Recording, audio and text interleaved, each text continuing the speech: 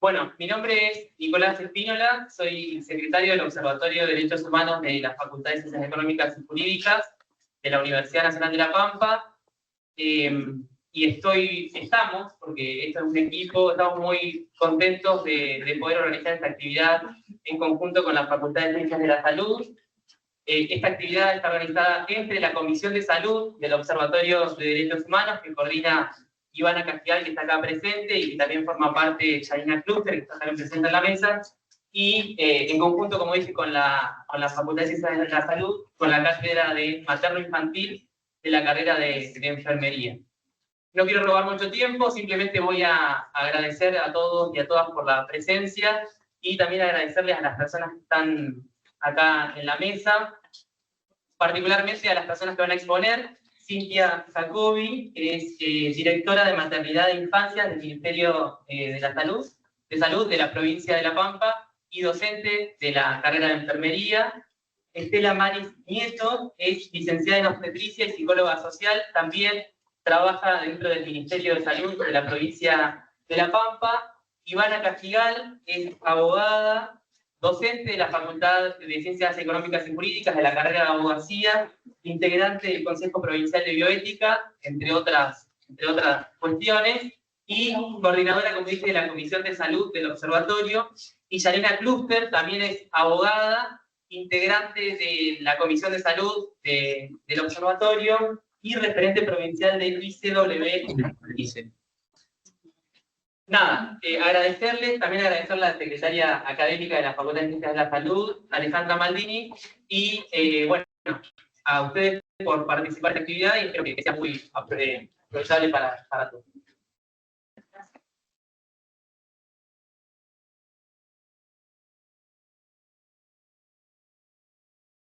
Bueno, quería darles las buenas noches y agradecerles que estén presentes en esta tarde y ya noche y contarles un poco que siempre celebramos poder hacer actividades en conjunto entre las facultades, cosa que no es tan fácil ni tan común de que suceda, porque requiere, bueno, llevarse bien y aparte comunicarse, cosa que a veces es complejo. Sin embargo, en esta oportunidad hemos logrado, por el Día Mundial de la Salud de la Mujer, hacer una actividad en conjunto y sobre todo con tanta presencia de ustedes. Y en este sentido también celebrar que a través de los años los hábitos de la realización de las prácticas inherentes al parto han ido cambiando y modificándose para bien.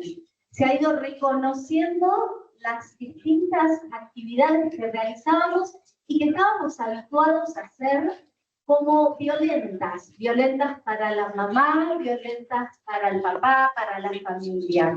Por suerte, tenemos estos espacios y sobre todo en este camino que es la formación de estudiantes de la carrera de enfermería, para poder darnos el tiempo para poner en tela de juicio todos estos hábitos que realizábamos y los teníamos normalizados. ¿Qué significa esto?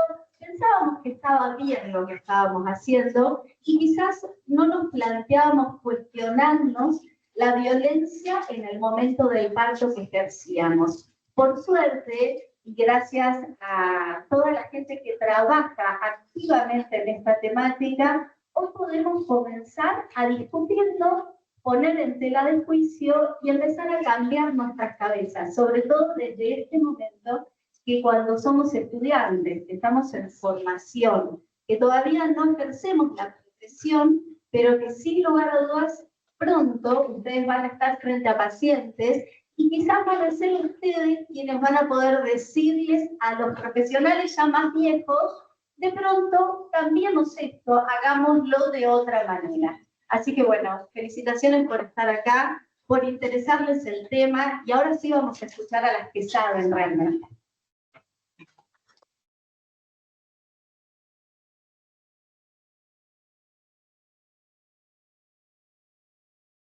Es una alegría que tengamos tanta convocatoria, que estén todas acá, que pudieran venir.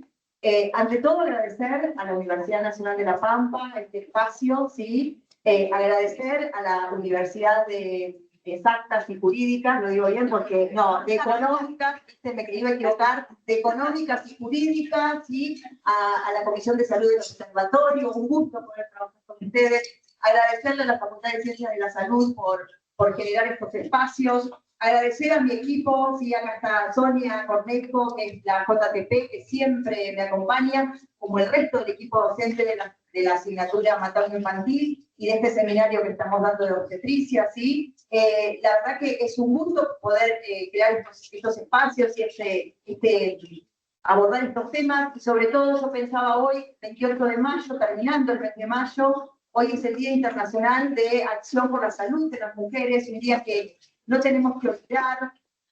En el mes de mayo, ¿no? El mes donde celebramos, ya lo hemos estado trabajando, ¿no? En la materia, el mes donde está la semana del parto respetado, del parto humanizado, ¿sí? Así que celebro que tengamos estos encuentros, ¿sí? Que sigamos profundizando. La idea de hoy es charlar con ustedes, ¿sí?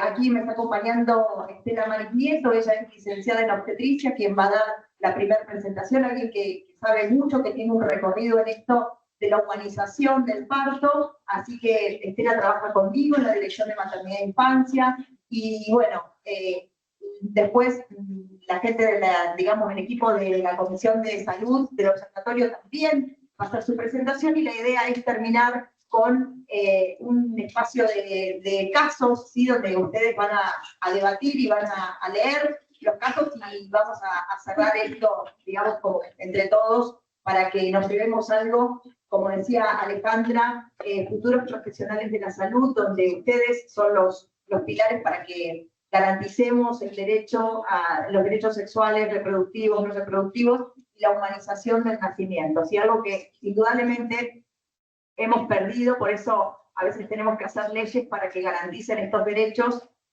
Así que bueno, nada, agradecer, y le paso, bueno, la palabra, vengamos, Estela, empezamos a la presentación. Sí, gracias. ¿Quieres parar? Mira, vas a empezar ahora, ¿eh? Con este, ¿en el medio? Con este.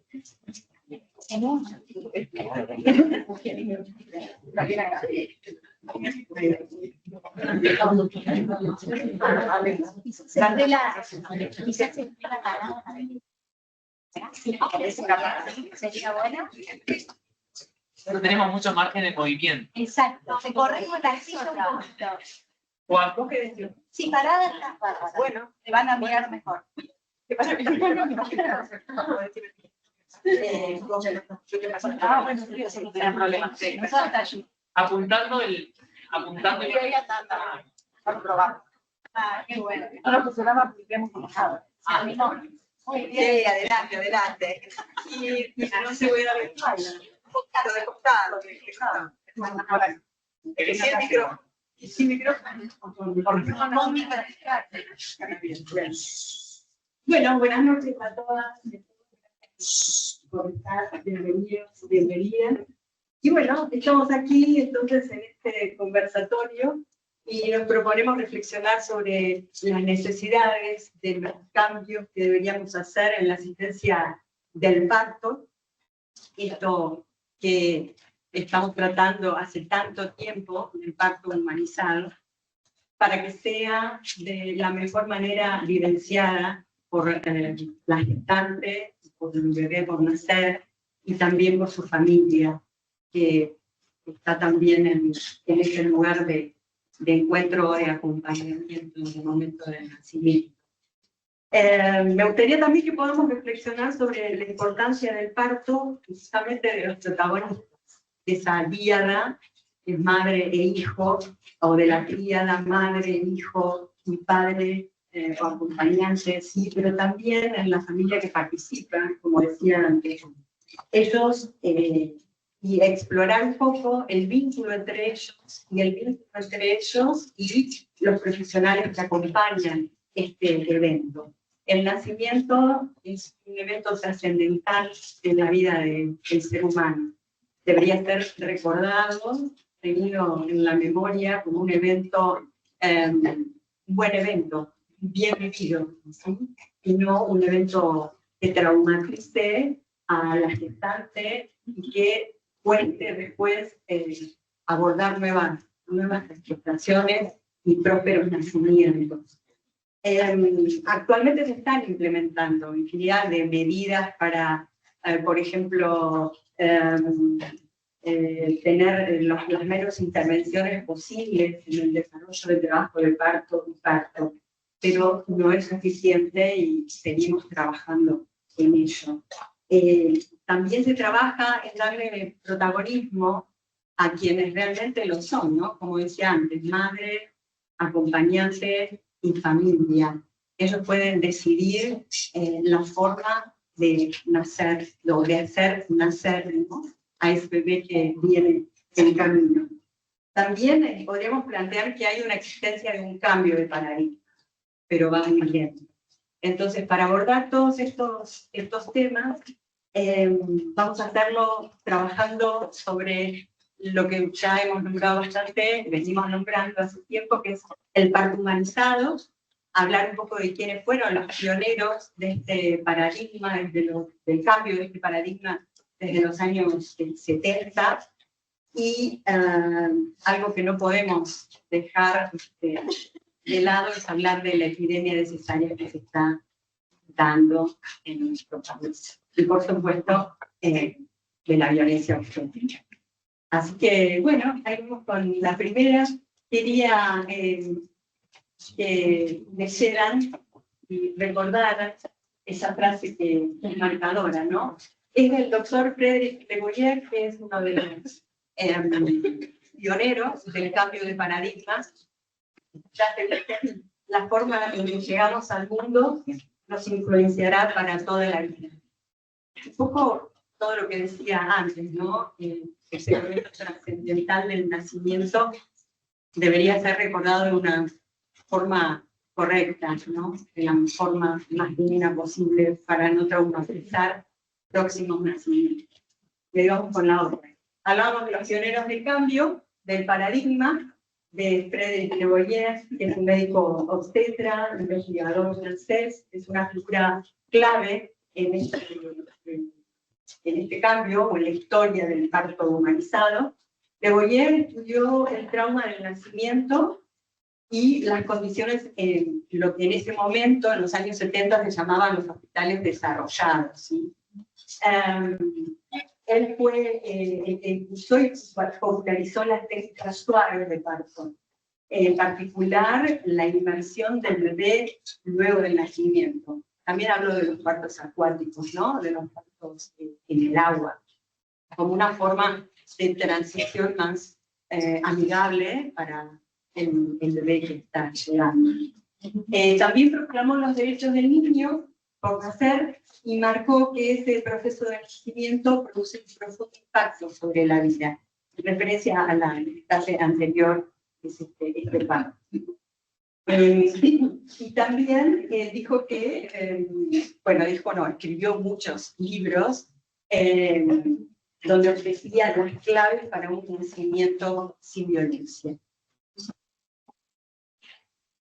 Otro de los pioneros de ese tiempo, y compañero del doctor Frédéric Le Boyer, es Michel Oden, también es un médico obstetra, cirujano, investigador francés, pionero en esto del cambio de paradigma, como dijimos. Y Oden habla de que desde el advenimiento del patriarcado, todas las culturas han existido en fuerte control sobre el nacimiento o sobre los aspectos ligados a la sexualidad, de cómo se debe nacer, cómo se debe amamantar, y esto ha influido en la fisiología y en la supresión natural de todos estos procesos. Oden también remarca que el ambiente donde se desarrolla el trabajo de parto tiene una influencia directa en la liberación de la oxitocina o la secreción de la oxitocina, que es la hormona que desencadena justamente el trabajo de parto. Él tiene todo un libro, se le llama justamente Oxitocina, y habla de los procesos de la influencia en el desarrollo del trabajo de parto correcto que tiene la oxitocina. Él también ha estudiado muchísimo la biología de los animales y nos compara, no nos compara, nosotros somos, los seres humanos somos mamíferos, ¿no? También. Entonces hace esa correlación con las hembras mamíferas y habla, esto es súper interesante, si tienen la oportunidad de conseguir ese libro, es excelente, donde él dice que la oxitocina, en ese caso, también en el bebé, cuando es utilizada de una forma inadecuada, produce trastornos en la vida del niño y del adulto, ¿no? Produciendo, lo dice el científico, ¿no?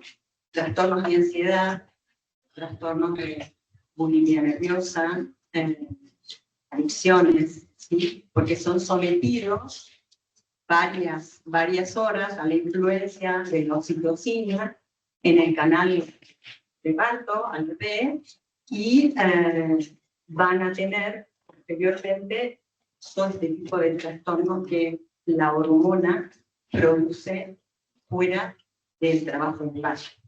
Así que este libro es sumamente interesante, pero volviendo a lo otro, que hablaba de la comparación con las hembras mamíferas, con el ser humano, que también es mamífero, él habla de la hora sagrada, y ahí viene en correlación con lo que voy a decir. Él dice que es el momento donde se genera el vínculo extrauterino fundamental para la madre y para el niño, y es ahí donde se debe estimular el amamantamiento.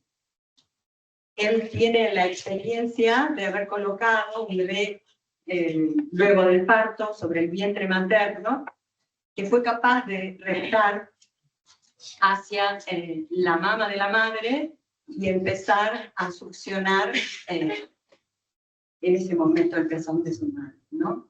Entonces, de ahí viene la comparación con los mamíferos o con las hembras mamíferas del reino animal, especialmente con los gorilas, con quien compartimos varias biologías.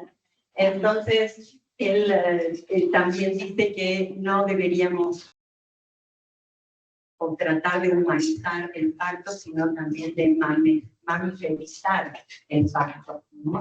Él también cree o compara a las hembras de la especie animal, especialmente las gorilas, que van a parir solas, se alejan de su manada, de su familia, paren solas, comienzan a liberar oxitocina que produce y desencadena el trabajo del parto, pero sí se ven como perseguidas o sí, perseguidas por un depredador o alguien que no les beneficie un parto tranquila, son capaces de suprimir esa secreción de oxitocina y ralentizar el trabajo de parto. Eso también sucede, para que tengan en cuenta, esto también sucede en las mujeres, ¿sí? Por eso, ya lo vamos a ver un poquito más adelante, el ambiente donde la mujer va a pedir para esa adecuada secreción de oxitocina, que desencadena el trabajo del parto, debe ser un ambiente tranquilo, calmo, donde se le debe permitir a la mujer el libre movimiento. Pero vamos a hablar sobre eso, me quiero detener.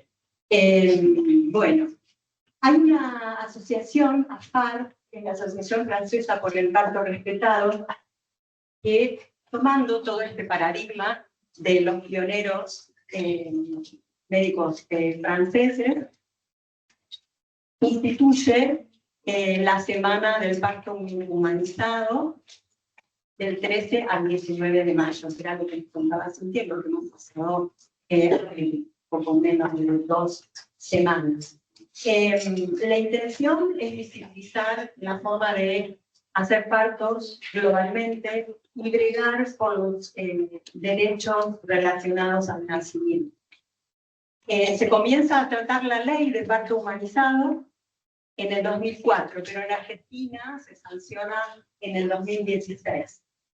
Esta ley de parto humanizado implica, como hablábamos un poquito recién, el respeto al inicio del parto espontáneo, permitir que ese trabajo de parto por acción de la oxitocina se realice solo, ¿no? Sin inducciones innecesarias, porque tampoco vamos a decir que las inducciones no se deben hacer, cuando hay que hacerlas se hacen. Estamos hablando de cosas que no se deberían hacer en exceso o fuera del protocolo ni la norma, ¿sí? La libertad de movimiento, por lo mismo que dije de las hembras mamíferas, ¿no? La mujer o la persona gestante debe llegar a la sala de parto y realizar el trabajo de parto o en sala de trabajo de parto de la forma y en la posición que quiera, porque lo mismo, para poder estar en un ambiente cálido, cálido también, obviamente, y poder favorecer la secreción de la oxitocina que el parto se desarrolle normalmente. La postura que elija, el movimiento que elija para hacer en ese tiempo, deben permitírselo. ¿Sí? A veces llega a, espero que no suceda más, llega la embarazada o la persona gestante en trabajo de parto y enseguida se le pone la línea de noticias en la solución fisiológica por si hay que agregar alguna otra sustancia y queda inmovilizada como atada a una cama, ¿no? Sin permitirse ese movimiento que podría tener en su casa o en un lugar donde ella se sintiera cómoda para que todo el proceso fisiológico al que estamos preparadas todas suceda normalmente. Otro punto indica la ley es el acompañamiento emocional. La persona que elija, que acompañe, o la familia que se busca, que acompaña, también se le debe permitir irse a la sala de trabajo de parto y un acompañante o más, cuando el parto es en familia, en la sala ya de parto. Otro punto es evitar las intervenciones repetidas. Yo también espero que ya no se haga. Estoy en la práctica institucional que no lo he visto. Que es, por ejemplo, la enema evacuante, el rasurado, de rutina, ¿sí? Como se hacía en otra época, pero no se vuelva a repetir que ya no se está haciendo. La posición más vertical. También, espero esto que ya no suceda, que llegue la persona gestante y esté en lo que llamaba antes la cama de parto, o la camilla de parto, ¿sí? Ahora hay sillones semiverticales y también hay bancos de parto que también la persona gestante puede elegir para desarrollar el trabajo de parto e inclusive parto, ¿sí? Sentadas. El último punto es mantener a la madre y al bebé juntos. La idea es que en la sala de parto, el neonatólogo o la enfermera que esté encargada de hacer la primera revisión del bebé, en recepción del recién nacido se haga, o la recepción del recién nacido se haga en la sala de parto, ¿sí? O en una sala contigua donde la madre pueda ver al bebé y todas las prácticas que se le están haciendo, ¿sí? O tenga un acompañante y el acompañante pueda ir con el neonatólogo o la enfermera de neonatología y observar todo lo que están haciendo, ¿sí? Y por supuesto que el bebé vuelva a la sala de parto con su madre e inmediatamente se lo coloque. Esto, bueno, habla por sí solo. Habla por sí solo, pero quiero que recuerden esta cara. Esto es un parto acuático. Y entonces, ese rostro es totalmente de relajación, ¿no? Y calma de llegar a un mundo extraño, ¿sí? Pero sin embargo, ese periodo de transición que tuvo en el agua hizo que ese bebé tenga esa calidad también. ¿Sí? Bien. Bueno, la OMS propone 10 principios en el cuidado perinatal. En el 2001 dio a conocer estos 10 principios que se deben respetar en todo el periodo perinatal, anteparto, parto y posparto también. Ser no medicalizado, un poco hablamos de eso, ¿no?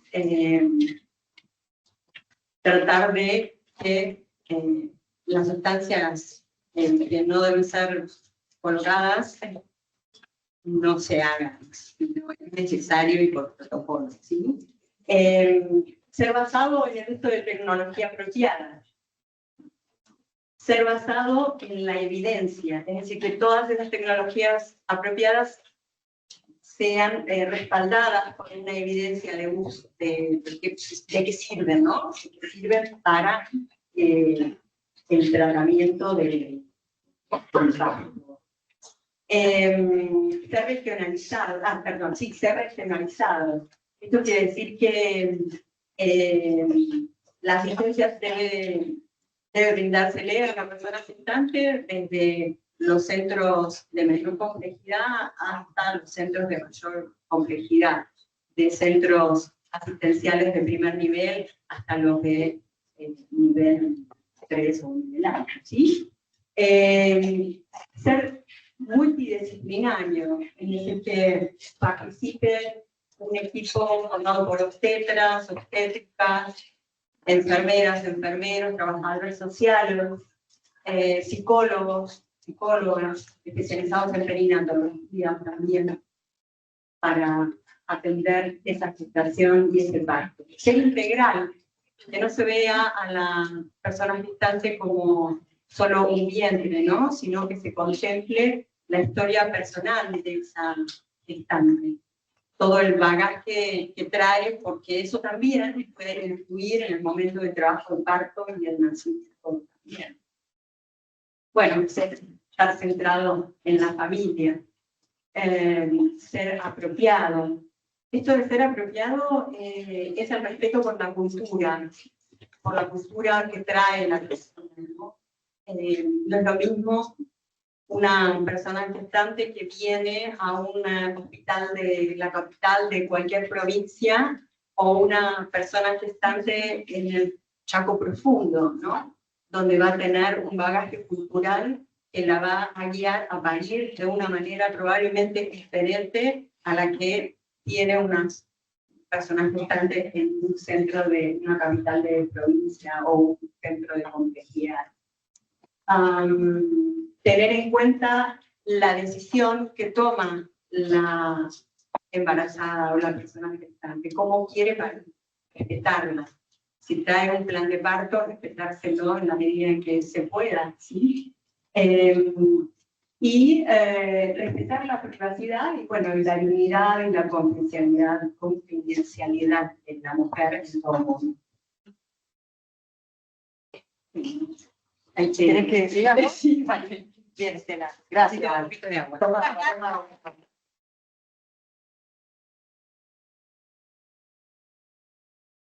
Bueno, buenísimo, Estela, gracias. Queríamos, ya para cerrar, la última te la dejo a vos, porque es sencilla, así que no voy a hacer un poco de números nada más. Acá, como ustedes ven, Observatorio de Violencia Obstétrica en Argentina, con esta asignatura o BOA, dice: este año se cumplen 20 años de la sanción de la ley del parto respetado, 25.929, que no vamos a profundizar porque acá las compañeras van a hablar de esta ley, y dice, sin embargo, este observatorio dice, sin embargo, nos siguen violentando, ¿no? Como que estas organizaciones que vienen trabajando en la temática muestran, digamos, que las estadísticas no nos dan, ¿no? Bueno, bajo el tema Tu Voz Importa, esta alianza lanza una campaña en el 2023 con un relevamiento que hace y indaga sobre las experiencias que tienen las personas gestantes cuando atraviesan el sistema de salud en alguna instancia, ¿no? Consultas ginecológicas, atención al acceso para la interrupción voluntaria o legal de la gestación, parto, posparto, en todo lo que tenga que ver con lo reproductivo y no reproductivo, ¿sí? Las pérdidas gestacionales, ¿no? También hablar del duelo perinatal, que es un tema que lo debemos abordar, ¿sí? Por todos los tipos de entrega. Ya después vamos a trabajar en eso, ¿sí? Y van a ver. Y bueno, y acá vamos a ver algunos números, ¿sí? Dice el 60% de quienes respondieron la encuesta online reconoció que su experiencia fue muy mala o regular. Fíjense, ¿no? El 60% dijo que algo no me gustó, y es un porcentaje muy significativo. Bueno, y acá después habla, digamos, de estas publicaciones, bueno, hacen como el desglose, ¿no? Del porcentaje. El acompañamiento fue una de las cosas que se marcaron, ¿no? El 42% de los encuestados no pudo estar acompañado, ¿no? Algo que o sea, imaginémonos en cualquier contexto que tengamos que pasar de nuestra salud, ¿no? Lo que sea. Imaginemos que no podemos estar con alguien, ¿no? Yo creo que lo vivimos en la pandemia, ¿no? Lo terrible que fue en la pandemia no poder estar con alguien o alguien familiar que estuviera enfermo y no poder saber qué estaba pasando. Inimaginable. Y pensemos en este contexto, ¿no? En un momento de proceso de parir, de algo que uno planificó o no, pero que en ese momento lo está viviendo con mucha, digamos, con mucha emocionalidad y necesidad de estar con alguien que te agarre la mano o no, o poder decidir, quiero estar sola o quiero estar con alguien. Y que nosotros arbitrariamente como sistema de salud digamos que no. ¿Por qué? Por muchas causas. No hay ropa, escuchamos que no hay ropa para, no sé qué ropa necesitamos, si de gala o qué ropa necesitamos para ponerle a la persona. ¿Qué ropa? No hay ropa, no hay lugar, no hay espacio, no podés, no, las normas dice que no, que escuchamos un montón de cosas, ¿sí? Que creo que este camino acá en la provincia lo venimos como cambiando y hoy por hoy hasta en las instituciones privadas se permite el acceso. Estamos complicados con el tema de todo el área quirúrgica, a veces lo quirúrgico pasar a una cesárea, ¿no? Se está complicando, a veces eso se pone como en evidencia. Bueno, no tengo los lentes, así que no sé si el porcentaje que voy a decir está bien, 55% conductas aleccionadoras, o al menos recibido conductas aleccionadoras, ¿no? Esto de la moral, ¿no? O cosas que decimos, desde qué lugar decimos tal o cual cosa, por qué no viniste, por qué viniste, por qué te controlaste, por qué no te controlaste, por qué hiciste, desde ese lugar, y no desde el lugar de preguntar, ¿qué pasó que no pudiste hacerte esto? ¿Qué pasó que no? ¿Qué te pasó? ¿Querés contarme? Vos sabés que es importante, no desde juzgar, siempre estamos como juzgando, ¿no? Desde la salud, porque nos tiene que dar la cuentita, ¿no? Ya dijimos y esto no da, entonces la culpa es del paciente, ¿no? Entonces ponernos en ese lugar y sobre todo lo que es lo obstétrico, ¿no? Bueno, 35% consideró que sus decisiones fueron dirigidas o condicionadas, ¿no? Esto es importante. El 19% sostuvo que las decisiones no fueron informadas ni consultadas con ellas, ¿sí? El 42% indicó que se desvalorizaron o minimizaron los miedos o las emociones. Esto es importante, ¿no? El 35% sintió minimizadas sus dudas y preguntas. Un 31% sostuvo que se menospreciaron sus deseos. El 28% dijo que se negaron a aceptar ciertas prácticas. El personal de salud ignoró la decisión y la realizó de todas maneras, ¿no? Ante la negativa de decir no quiero tal cosa o siento inseguridad de tal cosa, igual se realizó la práctica, ¿no? Entonces, bueno, son números que impactan y que nos hacen pensar que debemos cambiar, ¿sí? La ley ayuda, pero las transformaciones son lentas, ¿sí? La OMS recomienda que la tasa de cesáreas no supere el 15%, y fíjense lo que sigue abajo, ¿no? Números horribles, ¿no? Dice, en Argentina la práctica alcanza el 45%, ¿no? A nivel país. De ese porcentaje, el 40% son programadas, ya ahora se programan directamente, no las cesáreas electivas, digamos, las cesáreas iterativas, la que si yo tengo más de dos cesáreas, tengo que ir a una cesárea, porque es una indicación absoluta, ¿no? Con una sola cesárea ya se programa directamente la otra, sin pensar que la causa que pudo haber estado en ese primer nacimiento o segundo nacimiento que fue por cesárea pueda estar o no presente, no averiguamos, directamente programamos la cesárea y listo. En el sector privado el número asciende al 60% y creo que nos quedamos cortos, yo pondría 80, 90. ¿No? En el 2024 en la provincia de La Pampa un 60% de los embarazos terminaron en cesárea, superando a Catamarca. con un 56%, Chaco y la provincia de Buenos Aires, y como dijo Estela hoy, al principio tenemos una epidemia de cesáreas innecesarias, ¿sí? Que yo no sé camino a dónde vamos, ¿no? Y tal vez después vamos a tener que volver a pensar en que un parto normal sería como tener un parto vaginal, sería como, ¿no? Una cosa mágica, ¿no? Cuando debería ser lo más natural y normal. Reconocemos los avances tecnológicos y científicos, pero debemos asumir que el parto es un evento fisiológico único que merece ser humanizado y respetado. Y esta parte se la dejo a Estela porque ella va a contarles algo en relación a esto que me parece maravilloso. Parece maravilloso, pero no lo es todo el tiempo. Hoy cuando pasamos la primera imagen del bebé naciendo por parto acuático, compararán ustedes que no tenía, ¿no? Estas caritas son de bebés nacidos por cesáreas. Bebés que nacen en un medio hostil, diría yo, un quirófano frío, porque un quirófano tiene que estar frío, una carita de miedo, de terror, porque pasa de un medio húmedo a un medio seco. Y miedo porque lo arrancan del vientre, no tiene un paso previo, no hay transición. Entonces, bueno, un poco para cerrar, que se queden con esta imagen que debe tratar de evitarse, ¿no? Si es posible.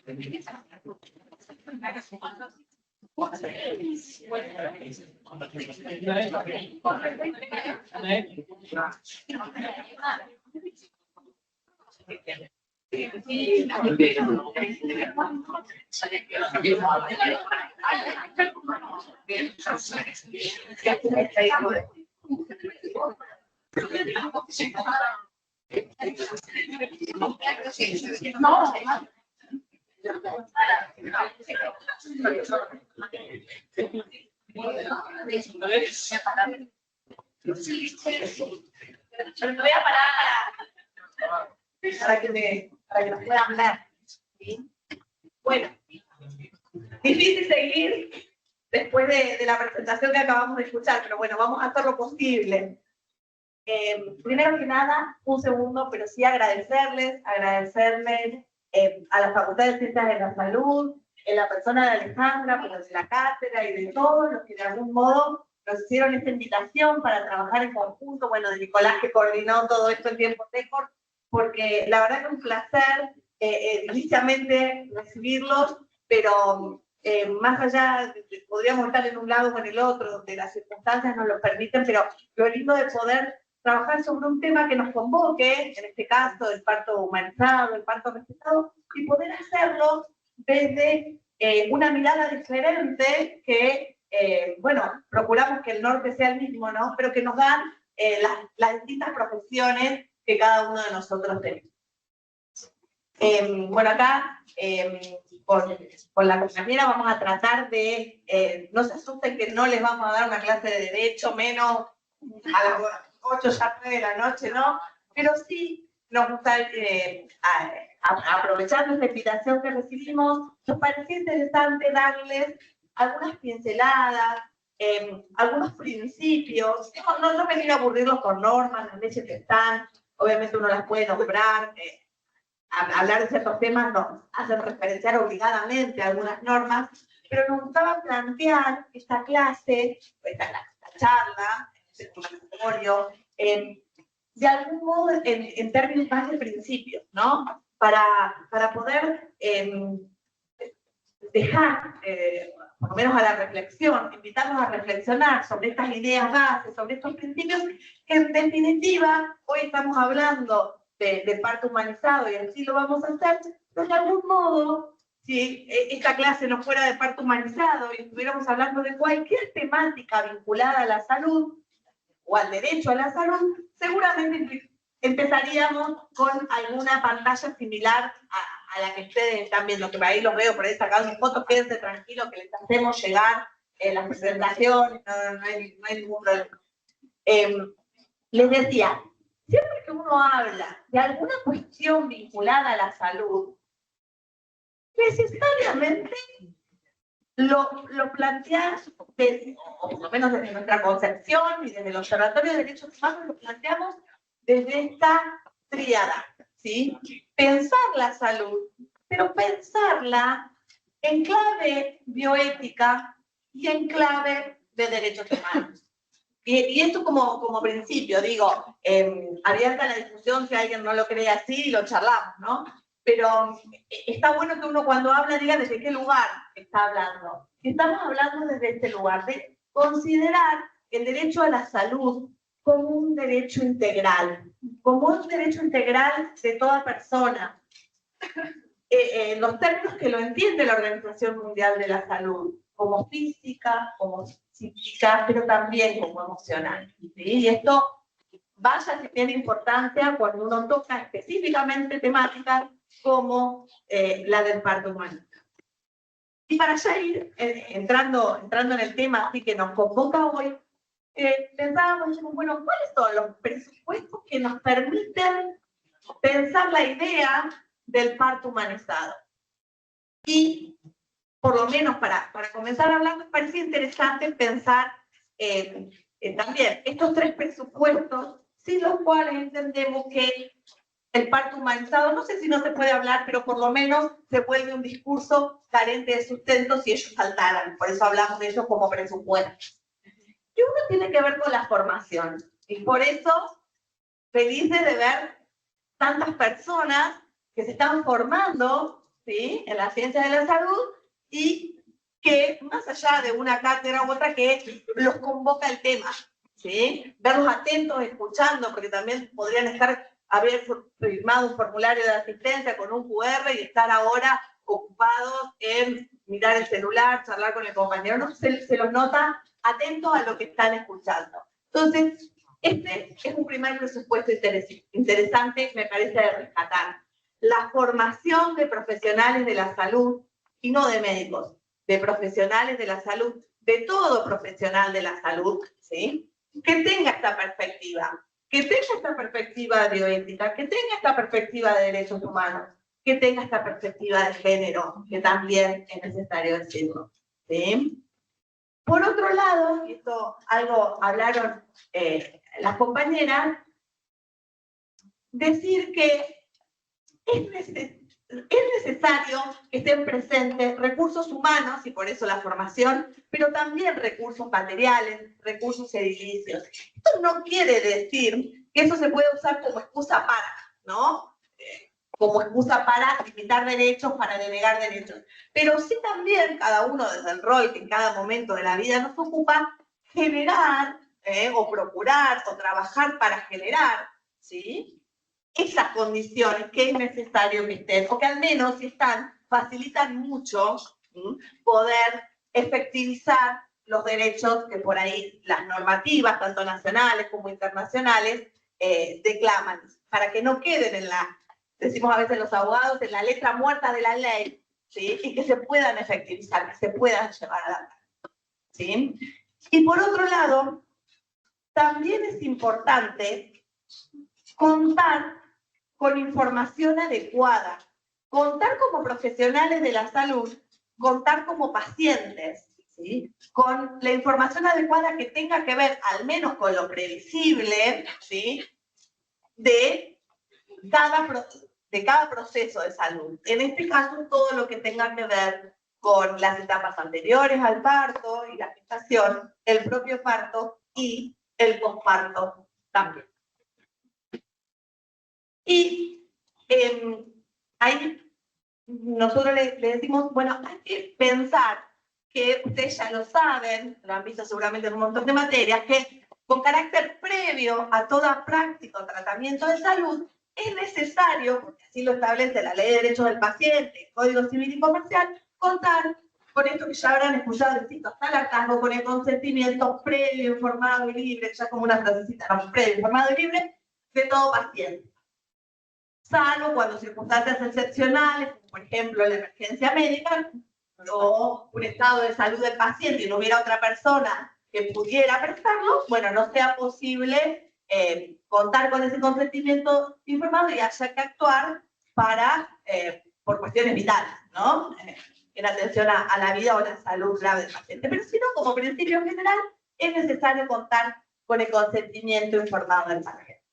Pero cuando uno piensa ese consentimiento informado de cara a un parto, ¿sí? De cara al nacimiento de una persona humana, hay algunas cuestiones que hacen que ese consentimiento informado sea diferente a cualquier otra práctica o tratamiento de salud. ¿Por qué? Y bueno, porque de ese parto, ¿sí? O sea, se va a dar origen nada más y nada menos que al nacimiento de una persona humana. Entonces, esto ya es un faro que nos hace pensar que tiene que haber un consentimiento informado, pero que va a tener que tener particularidades que tienen que ver con que, a diferencia de otras prácticas de salud, insisto, va a nacer una persona. Entonces, también esto es interesante, y esto no quiere decir, por supuesto, invisibilizar a la persona gestante o a su familia, como bien han planteado, pero también tener en cuenta, y lo vimos en el final de la exposición de las colegas, que es una práctica diferente, ¿no? Nace una persona y esa persona no la podemos invisibilizar.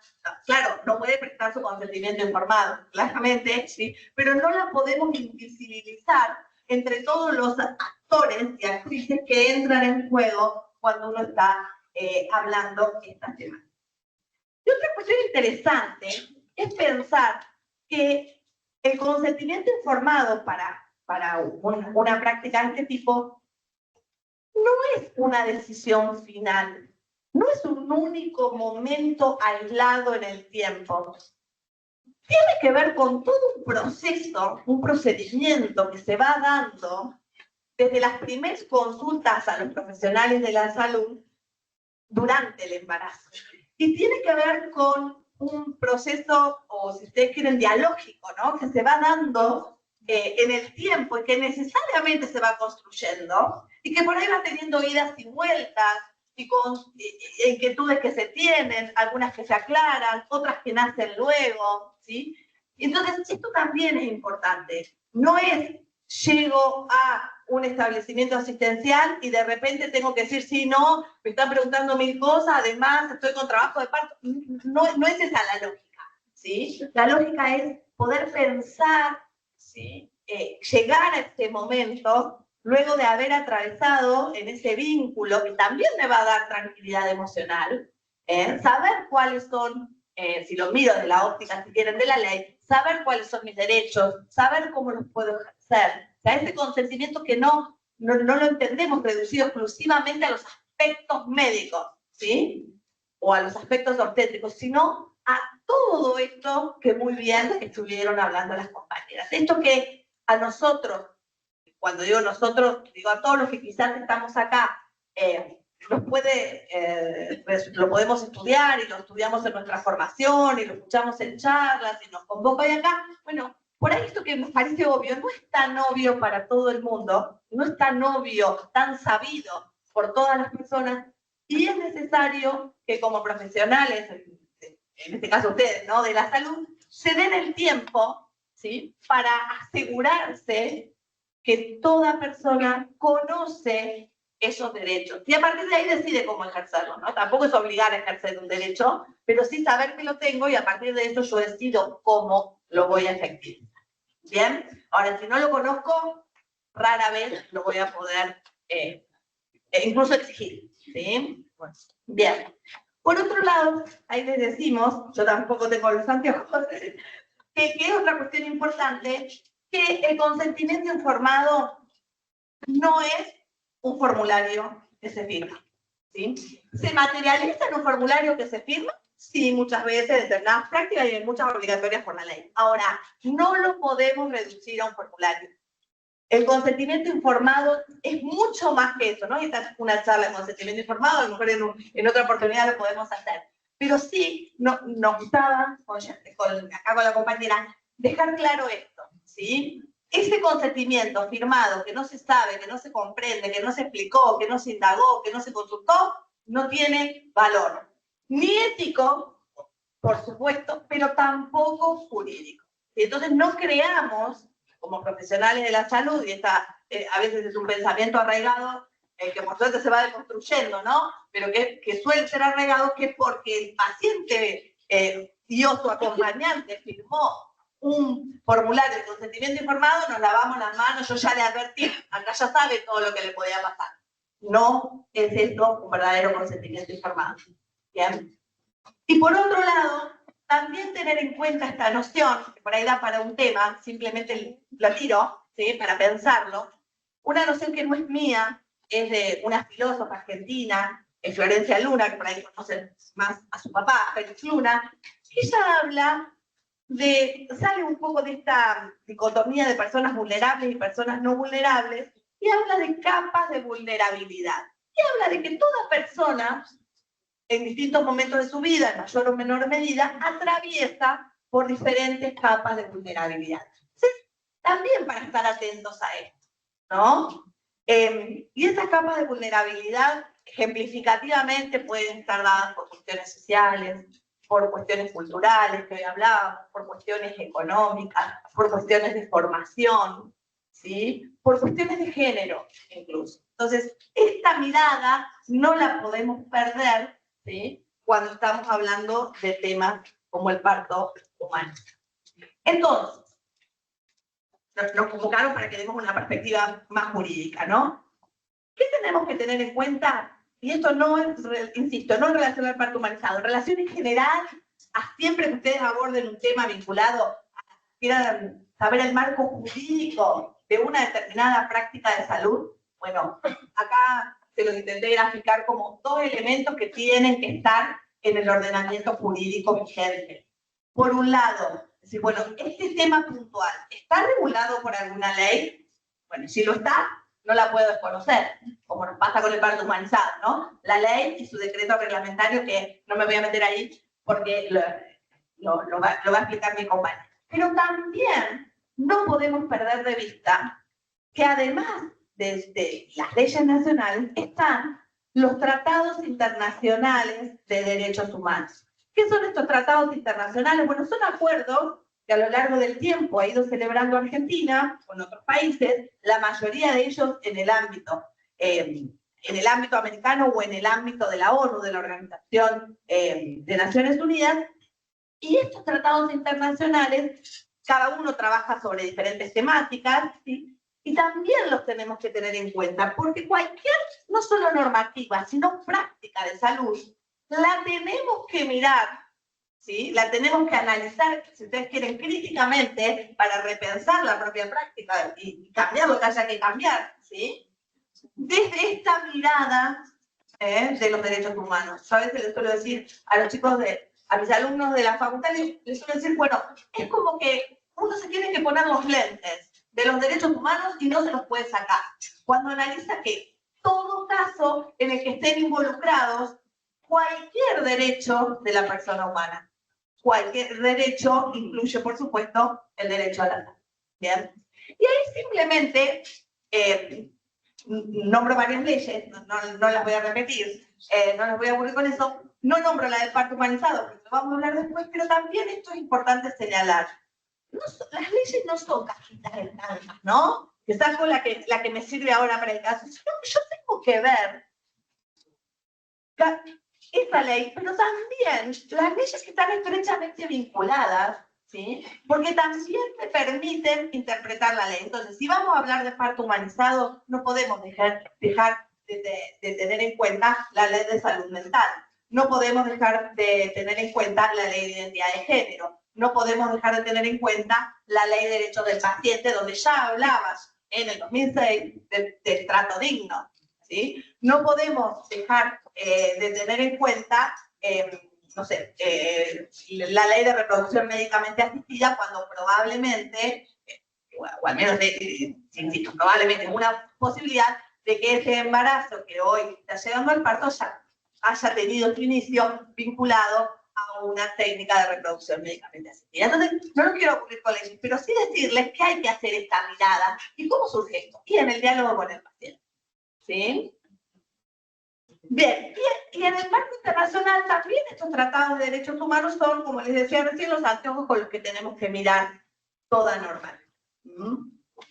Bien. Ahora, hablar de parto humanizado nos obliga a mirar la contracara. Siempre hablamos de un parto humanizado, porque si el parto no es humanizado, hay violencia obstétrica. ¿Sí? Y la violencia obstétrica no es un capricho de que algunas personas han escrito sobre el tema, nació como creación doctrinaria, reflexión de la práctica, pero hoy también lo tenemos previsto legalmente.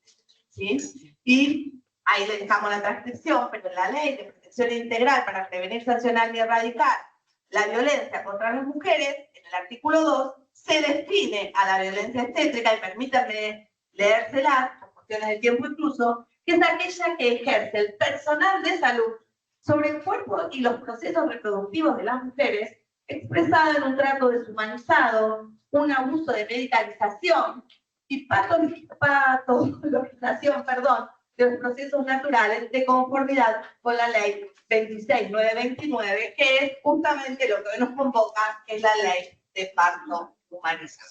Bien. Entonces, y ya le cedo la palabra a mi compañera, pero hablar de violencia obstétrica, ¿sí? me gustaría dejarle estas ideas también. Primero, estamos acostumbrados a pensar, se los debería haber preguntado primero, pero sí que puede haber violencia obstétrica si hay acciones del personal de salud que vulneren derechos, pero también puede haber omisiones, y esto no es menor, ¿sí? Incluso omisión en la información, como hablábamos hace un rato. Entonces, la violencia obstétrica se puede realizar tanto por acciones violentas, pero también por omisiones, ¿sí?, que no permiten el ejercicio pleno de los derechos. Puede ser ejercida de manera directa, o puede ser también ejercida de manera indirecta, que se da mucho en la omisión. También puede ser sobre el cuerpo de la persona gestante, que por ahí es la primera idea que se nos presenta, pero también puede tener que ver con violencia ejercida no en el momento del parto, sino durante el proceso reproductivo, y también lo incluye la ley. ¿Sí? Y también, y esto lo dije hoy, en esta persona que suele aparecer invisibilizada, que es ese niño o esa niña que nace en esta práctica, ¿no? Y por otro lado también afecta al sector público, sí, pero también, y hoy se dijo mucho esto, al sector privado. Tampoco nos tenemos que olvidar del sector privado cuando hacemos estos planes. Bien, entonces, por lo tanto, y a veces los ponemos como a modo de conclusión de esta parte general, llamamos la atención, ¿sí?, sobre la naturalización, que ustedes prefieren la invisibilización, ¿sí?, que se dan de algunas prácticas, ¿sí?, y que se toman como naturales, como por ejemplo el crecimiento de las cesáreas. También, y esto ya más desde la perspectiva jurídica, son muy pocos los casos que por lo menos llegan a los tribunales de violencia obstétrica. En general, cuando llegan, no es por la violencia obstétrica en sí, sino porque es consecuencia de una mala praxis. Entonces ahí como un argumento más, pero no por la violencia obstétrica en sí. Esto quizá también tenga mucho que ver con una falta de formación, y esto yo les pongo un mea culpa hacia los profesionales del derecho, nuestra propia formación como abogados, ¿sí?, y nuestra propia formación también a los que son, no soy yo, jueces. Y también hay una realidad, que es lo que les intento mostrar con estas estadísticas, que no los quiero aburrir, que nuestro país, ustedes saben, se compone de 23 provincias y la Ciudad Autónoma de Buenos Aires, y la perspectiva no es igual. Estos son datos judiciales que hagan las colegas. Y fíjense que la mayoría de las acciones donde se han presentado procesos judiciales por violencia obstétrica, fíjense dónde están ubicados. En la Ciudad de Buenos Aires, la capital federal, y la provincia de Buenos Aires. Y La Pampa, en La Pampa ninguno. Esto es dato 2020, ¿sí? Entonces, ¿qué quiero reflexionar sobre esto? Si lo resumo en una palabra de la que hablábamos hace un ratito, en la invisibilización que en muchos casos se da de estas cuestiones vinculadas a la violencia. Le doy la palabra a mi compañera.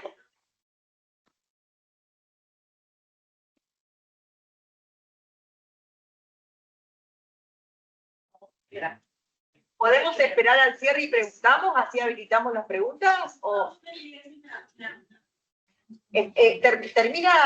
terminamos y hacemos las preguntas y comentarios? ¿Les parece? Así no, una hoja para después. No nos detenemos. Gracias. Sí, que no te lo olvides.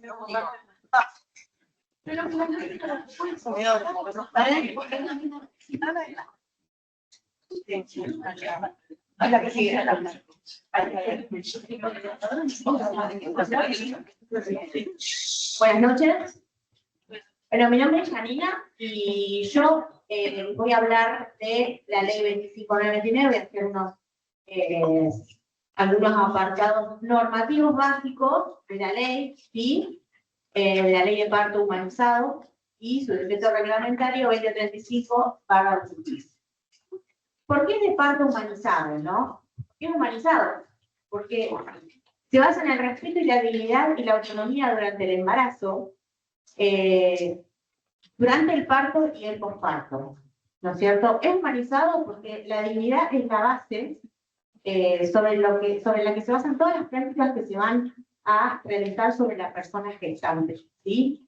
La ley de parto humanizado es un hito dentro de lo que es dentro de lo que son los derechos sexuales y reproductivos, que son derechos humanos de las mujeres, porque se basan en la dignidad de las personas gestantes, como bien lo venimos diciendo. ¿Qué derechos son los que protege esta ley?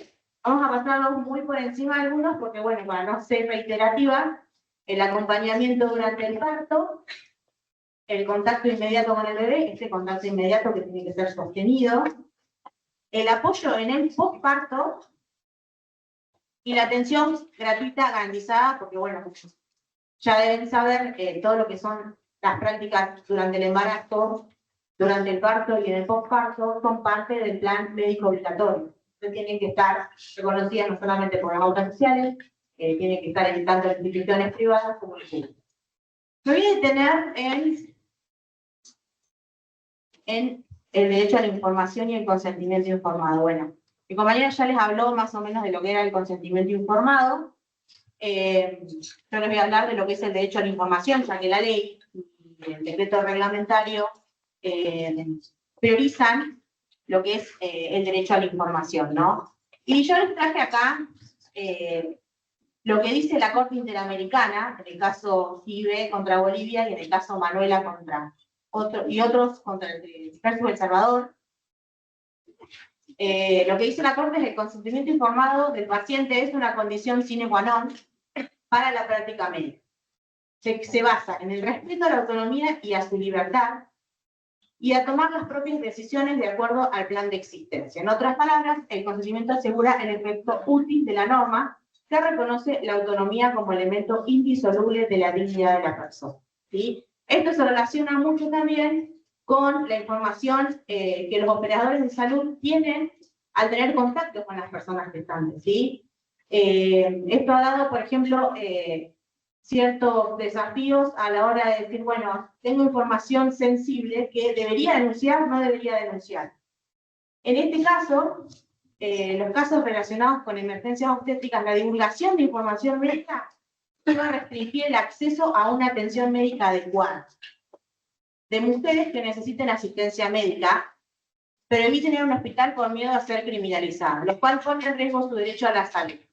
Y acá es muy contingente donde dice debe privilegiarse siempre el deber de guardar el secreto profesional sobre el deber de denunciar. Esto lo dijo en la Corte Interamericana, en Manuela y otros contra El Salvador.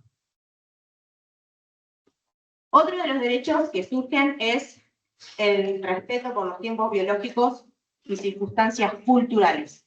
Esto, bueno, lo que venían hablando hasta hace un rato mis compañeras preopinantes, esto del respeto por el proceso biológico, ¿no? Porque la ley de parto humanizado es un retorno a lo que son las prácticas ancestrales, las prácticas culturales, de cómo naturalmente las personas daban a luz. Entonces, el respeto por los tiempos biológicos y las circunstancias tiene que tener especial atención en lo que son las necesidades y los derechos, sobre todo en personas pertenecientes a grupos vulnerabilizados. Dígase, las personas emigrantes, refugiados, ancianos, niñas, personas que son trabajadoras sexuales y personas con discapacidad física o mental. Bueno, el derecho a elegir forma y lugar de parto, esto es muy importante, ¿sí? Bueno, no me voy a detener en eso, pero bueno, básicamente voy a retomar lo que venía diciendo mi compañera respecto a la violencia obstétrica, ¿sí? Yo tomé en este caso lo que dijo la Corte Interamericana en un caso contra Argentina, como para que ustedes entiendan que la violencia obstétrica no es simplemente una categoría política, sino que es más bien una violación a un derecho humano, que es el parto humanizado, ¿sí? Me pareció que esta definición era muy, muy contundente. Se las voy a leer simplemente porque, bueno, me pareció como que era lo más, la forma que más patenta lo que es, ¿no? La categoría que es de violación a derechos humanos, que es la forma de violencia basada en el género, ejercida por encargados de la atención de salud sobre las personas gestantes durante el acceso a los servicios de salud que tienen lugar en el embarazo, parto y posparto, que se expresa mayoritaria, aunque no exclusivamente, en un trato deshumanizado, irrespetuoso, abusivo o negligente hacia las mujeres embarazadas. En la denegación de tratamiento e información completa sobre el estado de salud y los tratamientos aplicables, en intervenciones médicas forzadas o coaccionadas, y en la tendencia a patologizar los procesos reproductivos naturales, entre otras manifestaciones. ¿Sí? Esto es también una forma de violencia según la 24.675, que es la ley de protección de las mujeres.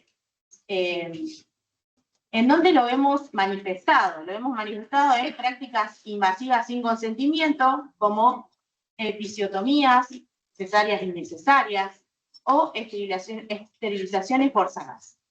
También en la falta de consentimiento, ¿no es cierto? Y en el maltrato verbal y la infantilización de las personas gestantes, la obstaculización del acompañamiento y la negación de información. ¿Cuáles son los desafíos actuales que nosotros vemos para la aplicación de esta ley de parto humanizado? En primer lugar, la naturalización del modelo biomédico y verticalista, ¿no? Que despersonaliza a las personas gestantes y se basa en la práctica médica, ¿no? En los aspectos biomédicos, el desafío que mayor vemos es que no se pone la atención en aspectos físicos, en aspectos emocionales, en psicológicos o en aspectos culturales que ya la persona trae. Después, la falta de capacitación en derechos humanos y género del personal de los operadores de salud, y en la saturación de los servicios y recursos limitados. Esto es, bueno, tenemos guardias llenas, saturadas, tenemos que tomar decisiones en segundos, entonces eso también por ahí es una dificultad a la hora de tener que tomar decisiones, respetar los procesos biológicos o tender a esperar, ¿no? O informar debidamente. ¿Cuáles son las claves para una práctica respetuosa? Primero, bueno, lo que hablaron mis compañeras, el consentimiento informado, anticipado y real. Que las intervenciones sean el mínimo indispensable, ¿sí? Solo cuando sean estrictamente necesarias. Después, permitir siempre el acompañamiento, no poner documentación para que las personas puedan acceder a estar acompañadas por personas de su confianza, y promover el vínculo inmediato madre-hijo. Esto es lo que la ley siempre enfatiza, es el binomio, que se tenga en cuenta no la madre ni la vida de la persona por nacer, sino el binomio madre-hijo, ¿sí? Y bueno, en fin, una comunicación empática y sin violencia. Bueno, para finalizar, esto de que nosotros hablamos de que el parto humanizado es el que pone como prioridad lo que es la dignidad de la persona gestante, esto no es un lujo, sino que es un mínimo legal que nosotros tenemos que respetar, ¿sí?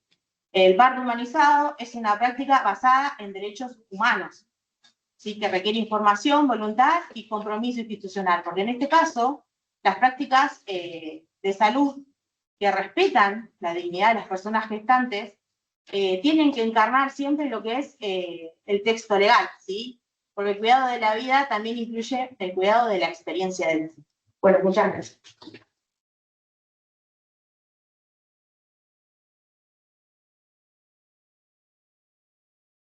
Bueno, buenísimo, muchísimas gracias.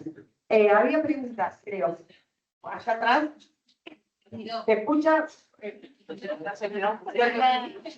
la notes. No, lo dije yo.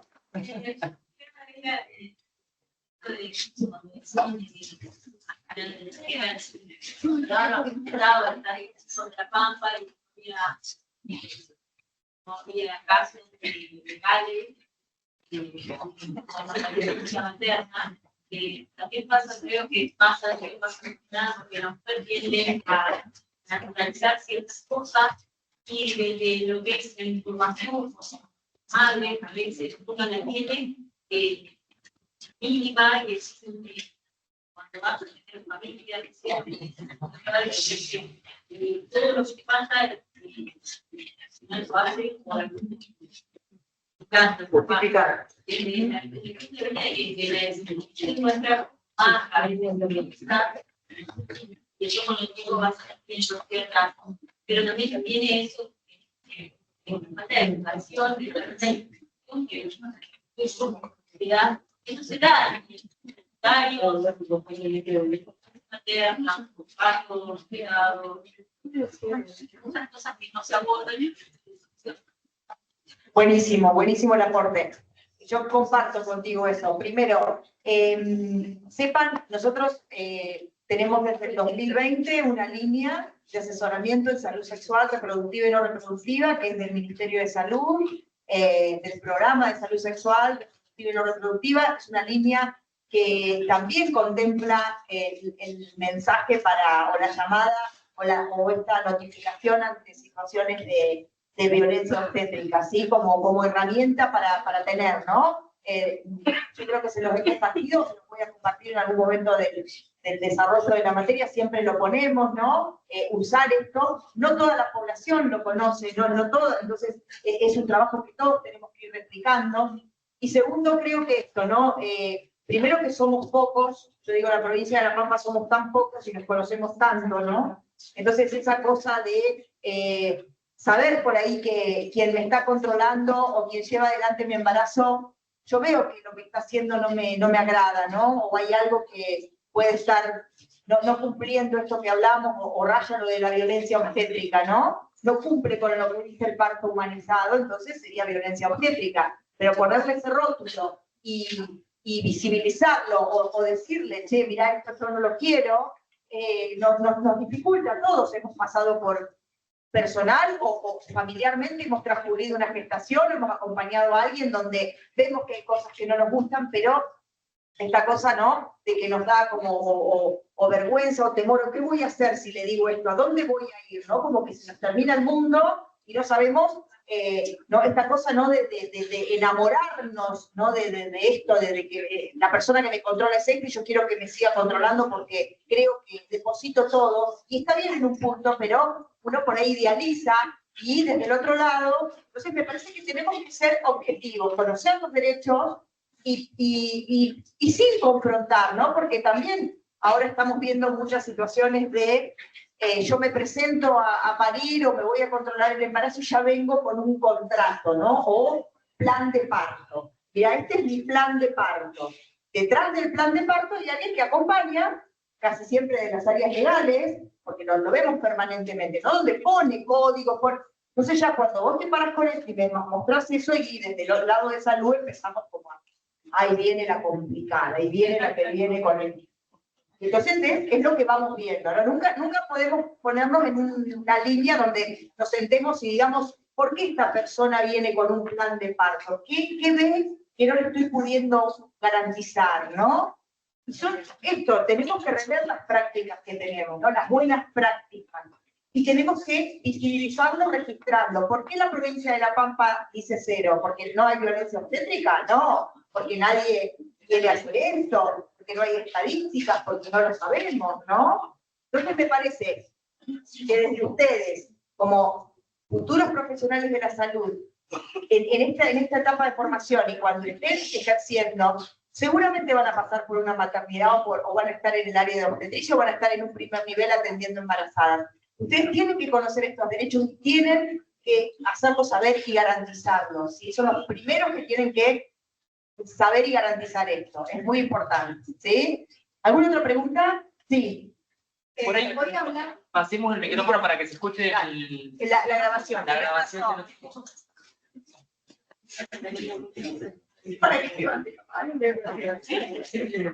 Hoy hablaban de la cuestión de elegir la forma en la cual tener a bebé y mencionaba algo re importante que es la transición de la salida del útero del bebé de un ambiente húmedo, mojado, a salir a un ambiente seco, ¿no es cierto? ¿Cómo maneja hoy en día el sistema de salud una madre que quiere parir a su bebé en una pileta, en una bañera, en una cuestión así? Tengo entendido, creo, que el sistema de salud tanto público como privado no cuenta aún con eso, pero también sé por casos cercanos de que está muy discutido el sistema de el parto en el hogar.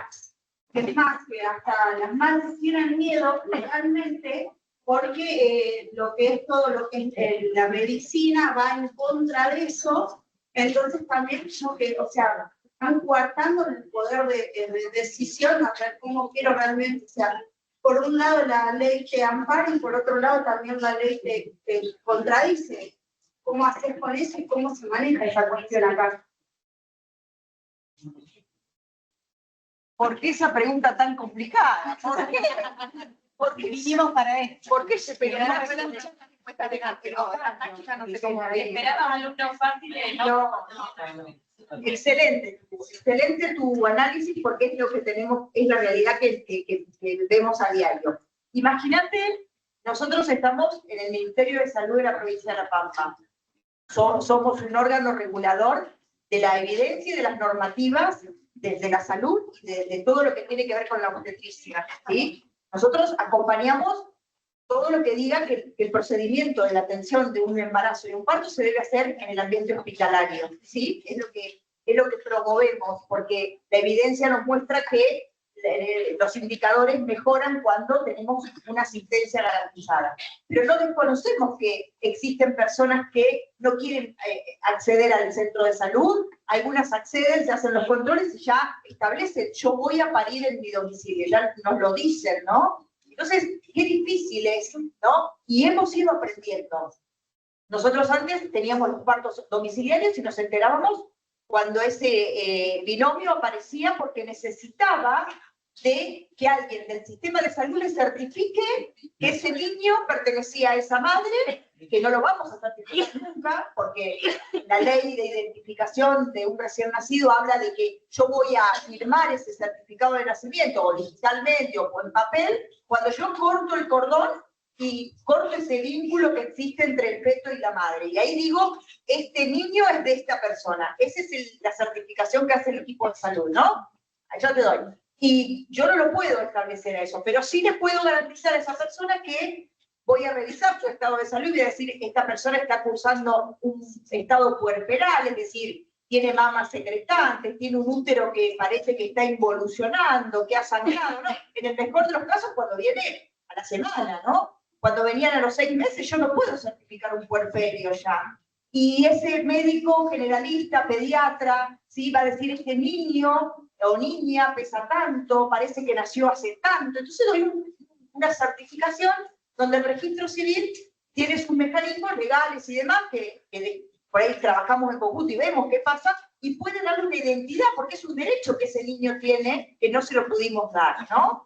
Y ahí empezamos como a querer hacer protocolos, que de hecho con Estela hemos trabajado, tenemos un protocolo armado, está todo armado, pero empezaron a intervenir otros actores, ¿no? Donde el registro civil, las asesorías letradas, empezamos a meternos en cosas que nos atravesaron, ¿no? La ley de identidad, digo, lo que nos pasó, la historia que tenemos del derecho a la identidad, de quién es hijo de quién, toda la historia que tenemos que empieza como a generar, ¿no? Nuestro protocolo, hasta donde nosotros pudimos avanzar, establece que toda persona que viene a nuestro centro de salud, nuestra obligación es garantizarle la atención, escuchar sin juzgar, hacer firmar un consentimiento, que se le explicó todo esto en la historia clínica, y que se le ofrece y mostrarle las instalaciones, contarle en lo que estamos avanzando, ¿no? En esto de permitir la forma de parir, tener un banco, tener las telas que hemos colgado para que pueda pujar, el banco anatómico, la biosfera, el agua, que no tenemos pileta, pero tenemos todo lo que tiene que ver con duchas, ¿sí? Duchadores con agua caliente, permitir el acompañamiento, tenemos música, bajamos la luz, intentamos humanizar, mejorar, garantizar todo esto a través de lo que contamos. ¿Todas las instituciones de la provincia? No. Algunas no tienen, van camino a eso. Pero eso nos permitió también empezar a tener los partos en los domicilios, pero que rápidamente consultan o acceden al sistema, nos permite garantizar acceso a esos niños, a ver cómo están. La vacunación es otro tema que nos tiene que interpelar, ¿no? Son personas que no creen o no consideran que la vacunación no la quieren colocar. Bueno, digo, entonces, como inspectores de salud, y yo desde el ministerio te voy a decir que necesitamos que los partos sean institucionales, porque si yo pensara distinto me tendría que correr de donde estoy y de lo que estoy promoviendo, ¿se entiende? Pero no desconozco que eso existe, ¿no? Y que hay una línea ahí. No sé si las chicas pueden aportar algo desde lo legal. No, también aportar, bueno, justamente en juego en todo esto también hay una responsabilidad profesional que juega mucho en los partos domiciliarios. Por si te interesa indagar en el tema, normativamente han intentado regularlo, viendo los lugares del mundo referente en esto que es Barcelona. Yo estoy en una regulación interesante, pero se encuentran ya transitando más de 10 años, ¿sí? de estas regulaciones con serios problemas que tienen que ver no tanto con el momento de parir, sino con todas estas otras cuestiones que recién estábamos mencionando. Entonces, digo, la experiencia del mundo en Argentina no está normalizado, pero la experiencia del mundo también demuestra que no es la panacea. Será una forma de elegir y ahí no nos podemos meter ni juzgar qué es mejor y qué es peor, es muy personal, pero las dificultades que se dan desde lo legal y desde la atención de complicaciones que puede haber en el momento del parto, con todo lo que los dispositivos, digamos, de recursos humanos y edificios y materiales que hay en una institución hospitalaria, que no los hay en un domicilio, y por ahí la tendencia hoy, hablo a nivel internacional, es un poco la que también planteamos que se intenta desde la provincia, ¿no? Es humanizar, pero también garantizar la seguridad. Al binomio, ¿no? Tanto a la madre como a ese hijo o a esa hija. No sé si hay más. ¿Había otra pregunta acá? ¿Acá? Sí. Pasale, por favor, si sos tan amable. Sí. Bueno, mi consulta es la siguiente. Bien, habían tocado el tema de la epidemia de Italia. Hoy por hoy la mujer tiene los derechos de lo que es humanizado, todo como debe ser. Yo voy al hecho de, mismo la imagen que la presentó al final, la que habla del sentimiento de violencia en un parto con cesárea por la exigencia al salir, ¿no? En ese caso es como que la ley, si bien ampara a la mujer, pero como que desprotege al niño. ¿Por qué? ¿Cómo lo veo yo? La mujer hoy tiene la elección de elegir la mejor manera de parir, si se quiere. Actualmente estamos cerrados que están eligiendo cesárea por cuestiones de sufrimiento o mala información que se tiene tal vez, de lo que conlleva una cesárea a un parto natural. Entonces, es como ponerte a analizar la ley y decir, es media confusa en el sentido de favorece a uno y favorece al otro. En ese sentido, ¿cómo se podría hacer desde el lugar de agentes de salud para poder contener y explicarles? Porque si quien va al control con el profesional de enfermería, ¿cómo contribuye con esas mamás a hacerles entender el tema de porque el tiempo nuestro es control de signos vitales previo a la consulta con obstetricia o con ginecólogo, ¿cierto? Bueno, ¿cómo puedo yo ayudar a esa mamá a hacer una buena elección cuando uno mismo comprueba que no quiero entrar en temas jurídicos mucho, no sé, pero a lo que a mí me suena es que es como un poco contradictorio en sí, si bien tiene favor hacia uno, pero en cierta forma desfavorece al otro. Me explico lo que Totalmente, totalmente. Ahora la pregunta puede marchar con esa solamente, porque no pasaron ninguno de los números de cuáles son las cesáreas selectivas de parte de las mujeres. Porque esos números no estaban ahí. Yo digo, bueno, de ese 60-45 que decías, ¿cuántas son electivas de las mujeres y cuántas son electivas del equipo médico que atiende a esa mujer? Porque creo que me mancha. Sí, tengo otra, pero... Está muy bien, está bien. Y hablando sobre la parte privada, el sector privado, los médicos recomiendan a ver porque económicamente me conviene. Pasa y no está, o sea, no hay una manera de comprobarlo, pero sí existen esas recomendaciones. Interesante las tres preguntas. Hoy, ¿cómo es tu nombre? Con Silvia. Esto que dijiste del derecho de uno sobre el derecho de otro, bueno, esto es de largo debate. Como dijeron las compañeras, los niños no pueden decidir cómo quieren venir al mundo, tienen. Pero en ese sentido me parece que, y en algo no coincido con ustedes, o contigo con lo que dijiste, que ustedes solamente controlan los signos vitales y pesan.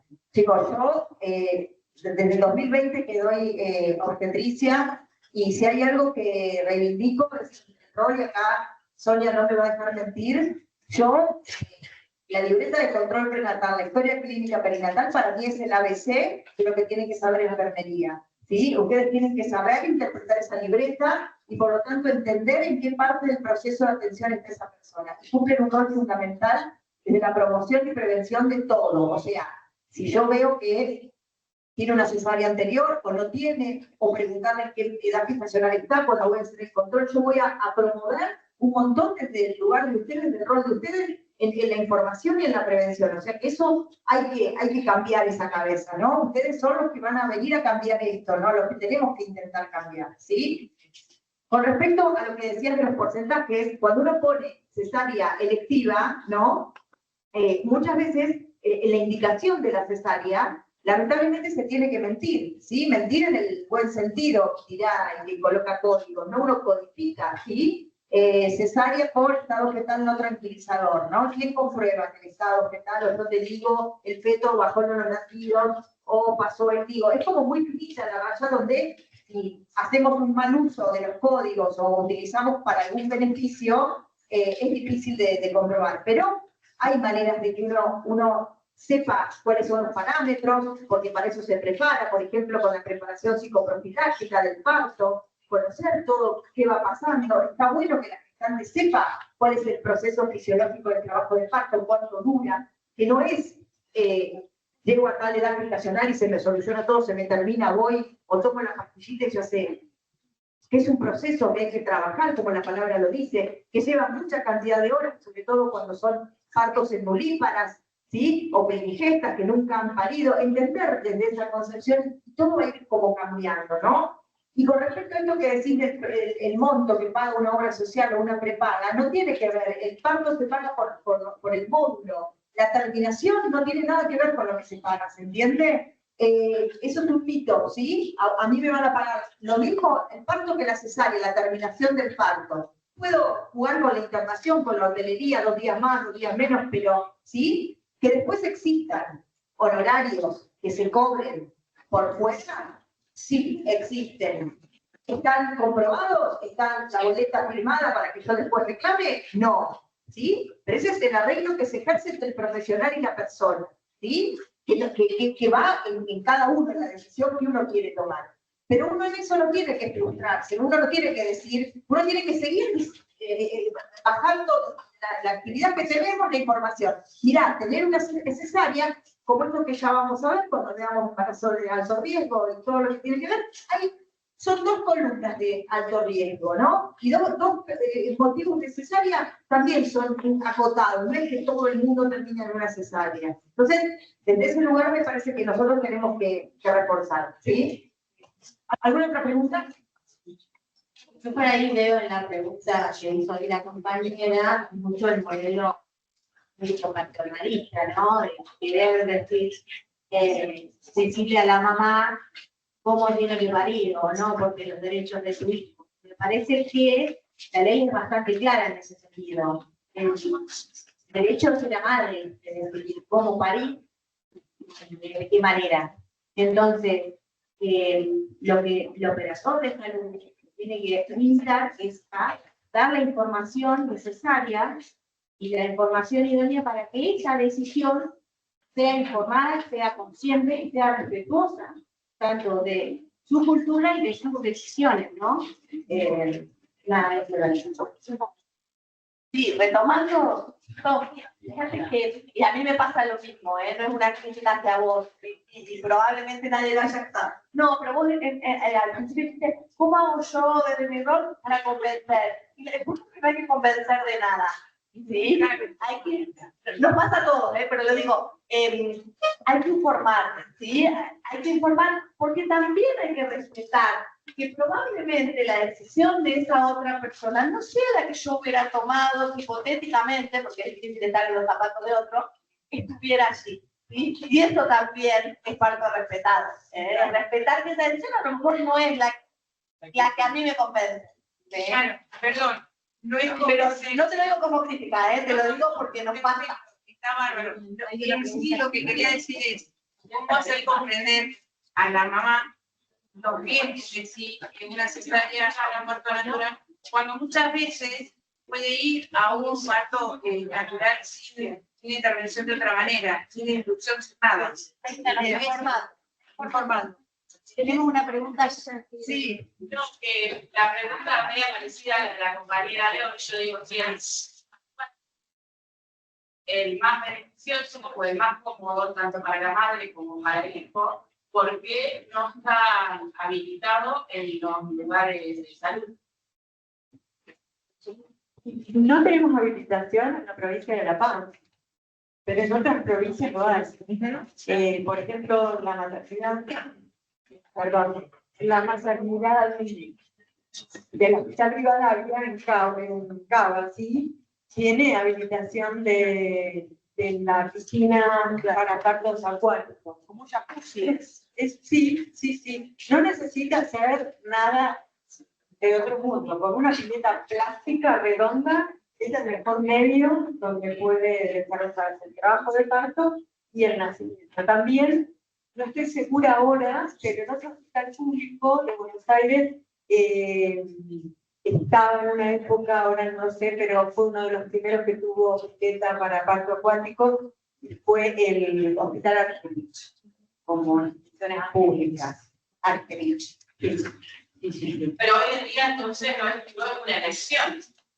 Porque si no hay un lugar para hacerlo, deja de ser una elección. No se podría ofrecer, o sea, vos lo podés pedir, pero yo no te puedo ofrecer la pileta como tal, te podría ofrecer. Por eso hablaron de recursos públicos, de recursos materiales también en este momento, acá las nacionales.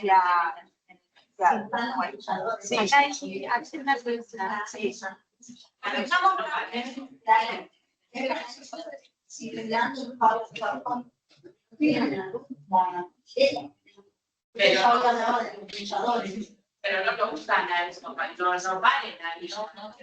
No, que no es lo mismo un duchador. No, el duchador se ofrece para el baño, para ir de la parte, y se ofrece la esfera, que la esfera se pone adentro de la pileta que hay, pileta. Es una ducha con pileta, con un cuadradito, como una ducha de un baño, se pone la espera. Funciona eso. Hoy el Hospital Pablo cuenta con una sala de parto hermosa, en la cual la persona que va a parir tiene diferentes formas de cómo poder pasar su preparto y parto y postparto. Hay un equipo interdisciplinario del cual lleva desde las obstetras, desde el taller de preparación para el parto. el taller de preparto, se les da herramientas las cuales lleven a tener un buen parto exitoso y una lactancia exitosa. Está muy bueno interiorizarse en estos temas, porque a nosotros, bueno, es que justamente somos quienes tenemos que llevar el mensaje hacia todas esas personas y desde ahí se trabaja, como dijo mi compañera Silvia, ¿sí? Poder transmitir bien el mensaje y que llegue a las personas correctas. Por eso ustedes están rotando las prácticas profesionales por esas áreas, para que conozcan eso y lo puedan pasar. Hacemos una más y queremos hacer un cierre.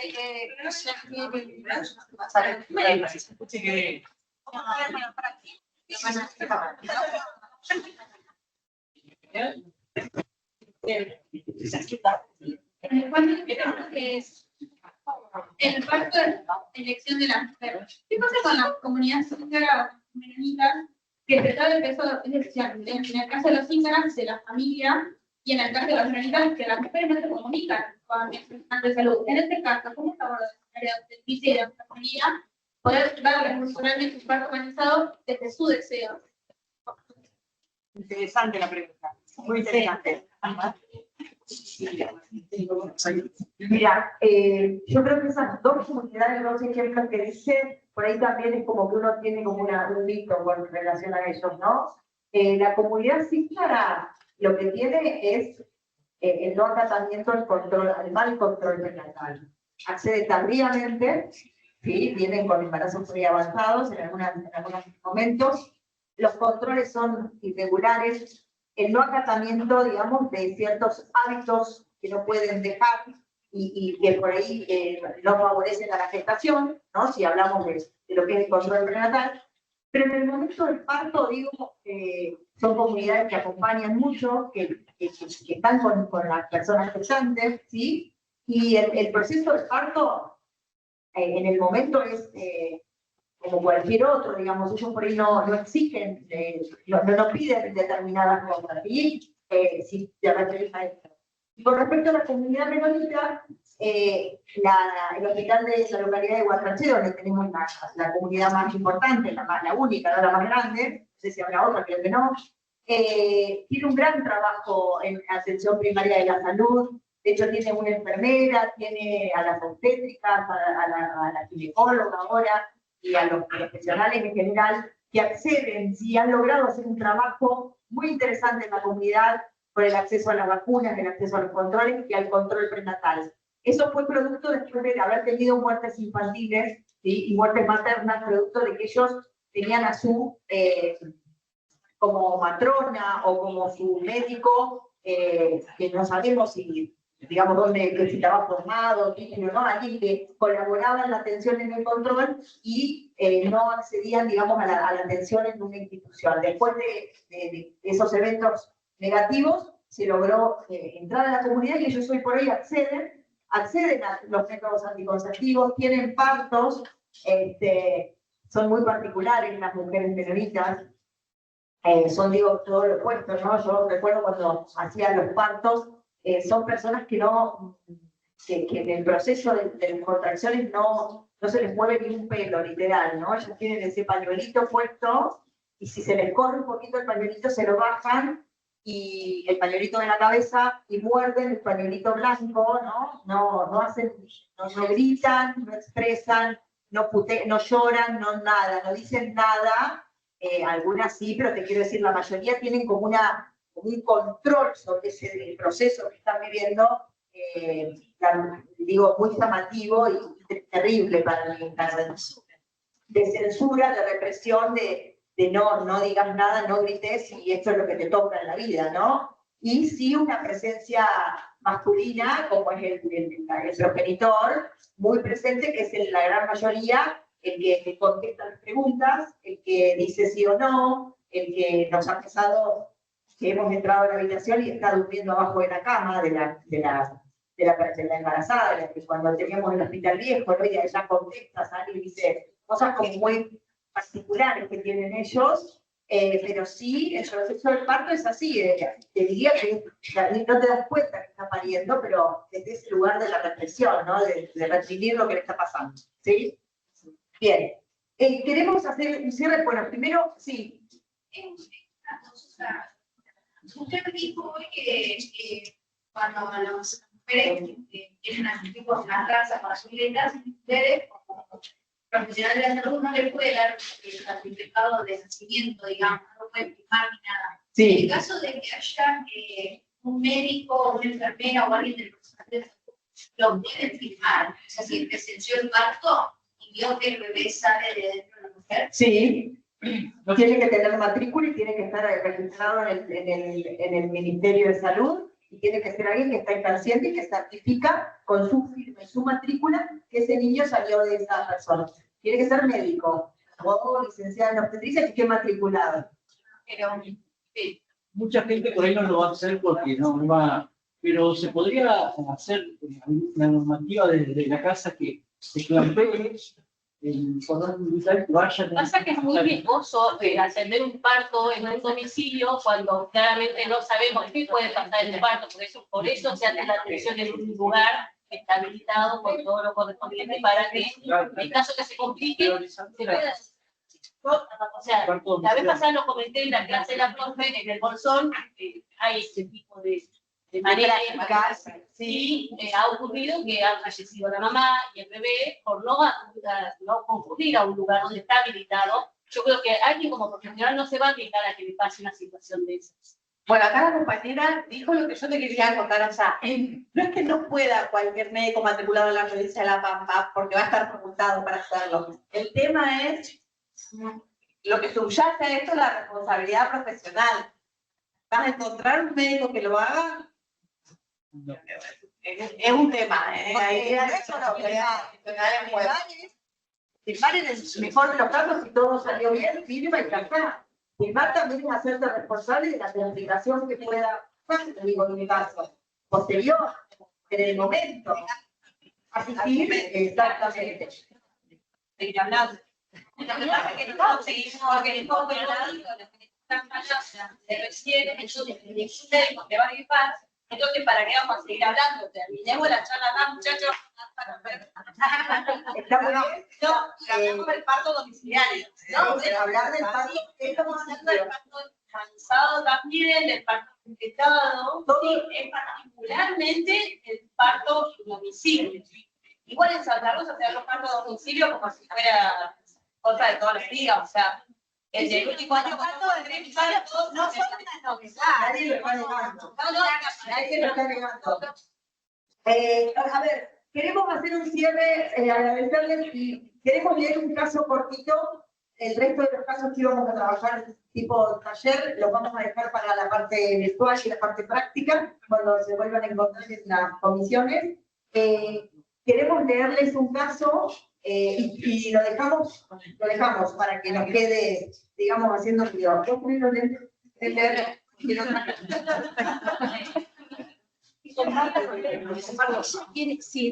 quiere hacer una pregunta de sí. Yo me quisiera preguntar que había un capitalista que había tenido el bebé en Guataché. Sí. Santa Rosa. Y en la pareja le amplió el cordón con el papel de. En ese caso, ¿quién firma? En ese caso fue la ambulancia seguramente a buscarlo, y si comprobaron que la placenta estaba unida al cordón, firma el profesional que asistió en la ambulancia. No hay problema en eso. Mientras la placenta no salga del cuerpo humano, de la gestante, se certifica el nacimiento porque están unidos, es lo mismo. ¿Se entiende? Es lo que establece la ley. No es lo que uno... Claro, eso es lo que decía. Es la ley de identidad de las personas. Uno dice que ese niño es de hijo de, y le pone el nombre que quiere, a partir de eso. Leemos esto y los dejamos ir. Sí. ¿Leo? Sí.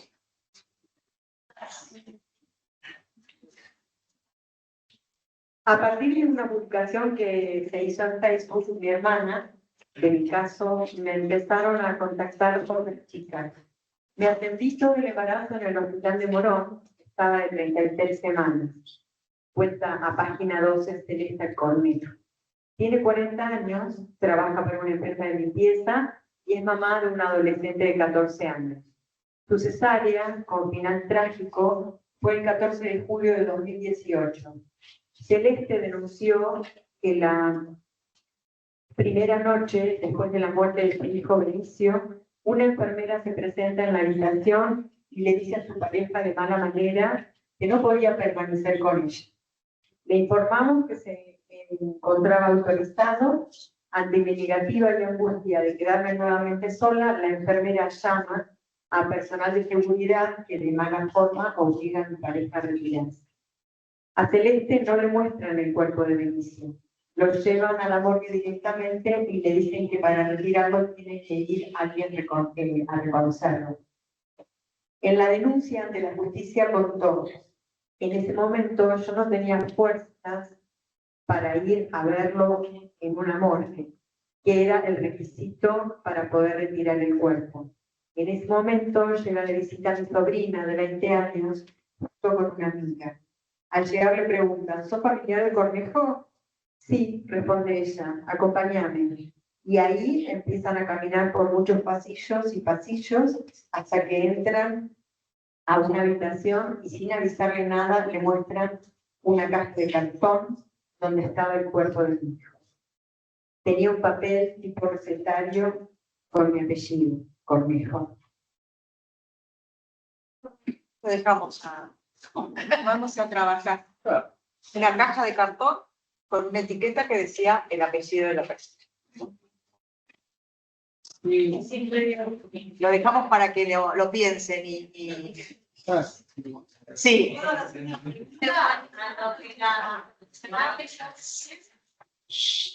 Y ella no pudo conocer a su hijo, ¿cómo sabemos que ese bebé es realmente el hijo de Cornejo? Bien, es una pregunta interesante. Bien. En mi parte, lo que habíamos hablado con compañeros se retiró, papá cumple una función dentro de lo que es la sala de la calle. Cuando suelen surgir estas cosas, ellos en una charla que tuvimos, se nombró el consejo de que vayan a reconocer a su bebé hacia el registro civil para que no quede como un nene, porque ellos también tienen un nivel ya. Muy bien. Bien, bien. Buenísimo. Bueno, todo lo van a trabajar en los espacios de práctica. Muchas gracias.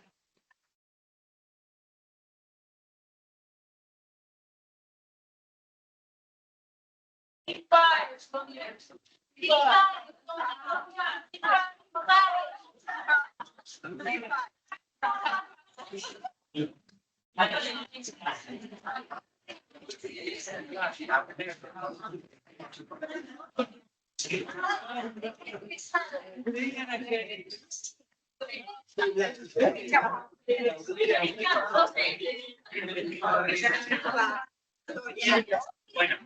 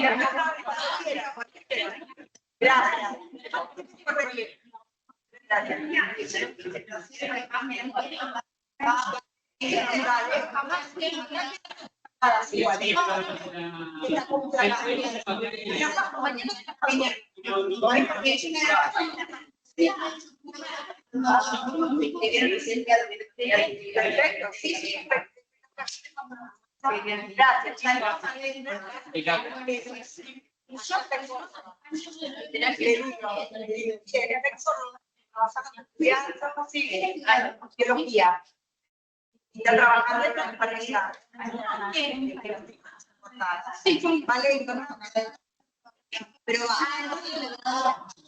Pero la está laburando y se está manteniendo. No, pues nada.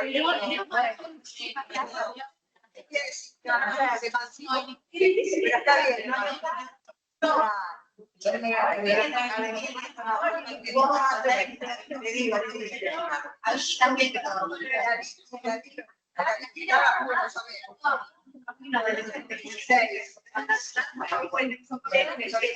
Me encantó.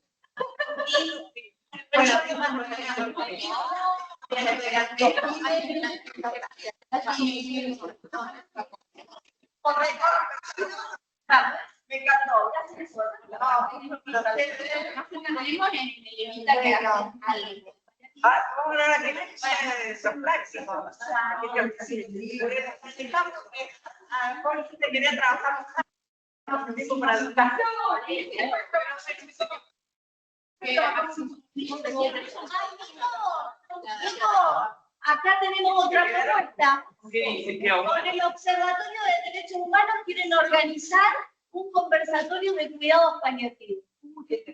Yo se los digo, se los tiro nada más. Ella pues, no sé. No, pero yo ahora, yo me enteré de casualidad de los cuidados paliativos, porque son, Era para seguir. que los hospices son lugares donde reciben a personas que necesitan cuidados paliativos. Entonces, son que se manejan mucho con voluntarios. Y bueno, nada, también bueno,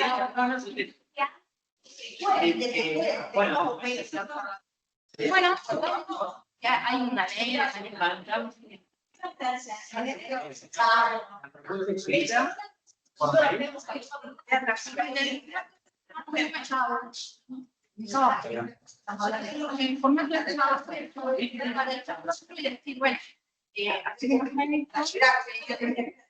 bueno, la última etapa de mi vida,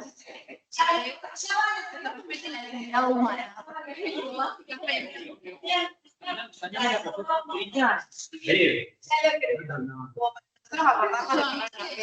Pero para... Un mail y yo se lo envío. bueno. O ahí. ODH.